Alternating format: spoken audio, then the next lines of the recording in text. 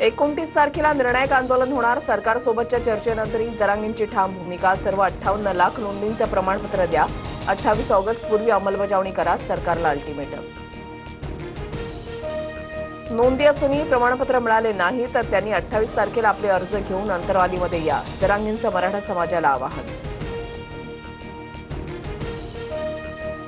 Cockroach जनता पार्टीचा 5 सप्टेंबरला दिल्लीमध्ये पुन्हा एल्गार. इंडिया गेटपासून पोलीस मुख्यालयापर्यंत शांततापूर्ण मोर्चा काढण्यात येणार. 25 जुलैला सरकारनं दिलेली आश्वासनं पाळली नसल्याचा आरोप.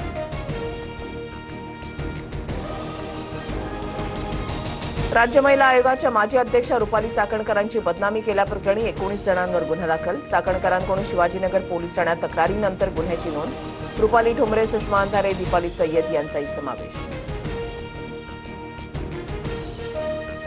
भाजपच्या सर्वात ताकदवर संसदीय समितीमध्ये फडणवीसांच्या एंट्रीची जोरदार चर्चा. निर्णयाला संघाचाही पाठिंबा. सूत्रांची माहिती.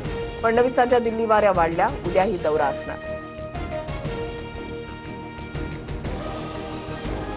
विद्यार्थी भीक नव्हे तर हक्क मागत आहेत. पुण्यामध्ये आदिवासी विद्यार्थ्यांच्या उपोषणावरून राहुल गांधींचं मुख्यमंत्री फडणवीसांना पत्र. फडणवीसांनी उपोषणाला भेट देऊन प्रश्न सोडवण्याची मागणी.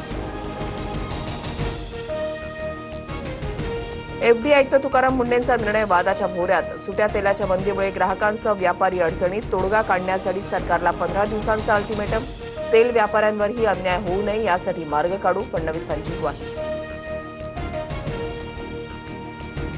राज्यभर अन्न आणि औषध प्रशासनाची धडक कारवाई. शिवाजी पार्क कॅफे कॅडेलसह मुंबई क्रिकेट क्लबच्या 5 आस्थापनांचे परवाने निलंबित. तर नवी मुंबई दूध भेसळ रॅकेटचा पर्दाफाश. 1,85,000 रुपयांचं लिटर भेसळयुक्त दूध जप्त.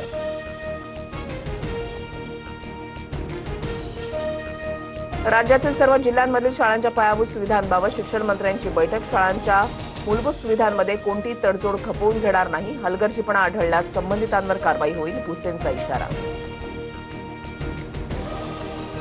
गुजरात सायबर दहशतवाद प्रकरणामध्ये एनआयएची देशभरात मोठी कारवाई. महाराष्ट्राच्या जुन्नरसह गुजरात, तेलंगणा, बिहार आणि दिल्लीमध्ये छापेमारी. ऑपरेशन सिंदूर दरम्यान केंद्र सरकारच्या 54 वेबसाईट्सवर हल्ल्याचा प्रयत्न.